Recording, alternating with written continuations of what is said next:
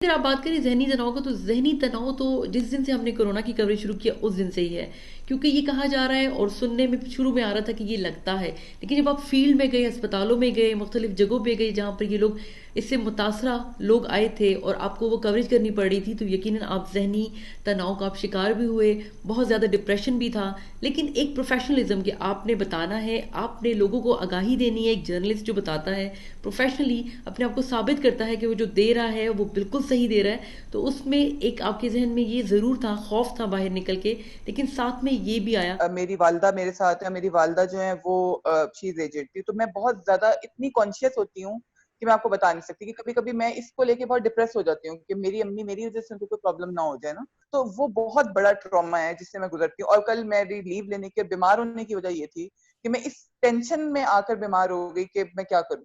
یا میں کیسے مینیج کروں، میری وجہ سے کوئی پرابلم نہ ہو جائے، تو یہ چیزیں بہت زیادہ میٹر کرتی ہیں۔ کرونا وائرس کے حوالے سے جو ذہنی تناؤ کا شکار تو بالکل میں ہوئی، وہ اس حوالے سے ہوئی تھی کہ معلومات مل نہیں رہی تھی اور اپنے ادارے کو تمام انفارمیشن جو ہے وہ بھی مجھے دینا تھی، اور جب مجھے ایسے لوگ نہیں مل رہے تھے کہ جن سے میں معلومات لے سکوں اور صحیح انفارمیشن دے سکوں، اس وجہ سے مجھے ڈپریشن جو ہے وہ رہا۔ مجھے شروع میں تو یہ لگ رہا تھا کہ شاید مجھے بھی ہاسپٹلس میں جانا پڑے گا اور وہاں جا کر مجھے اسی طرح کام کرنا پڑے گا جس طرح میرے اور ساتھی رپورٹرز جو ہیں دوسرے چینلز کے وہ کام کر رہے ہیں، لیکن میں اس ذہنی تناؤ سے تھوڑی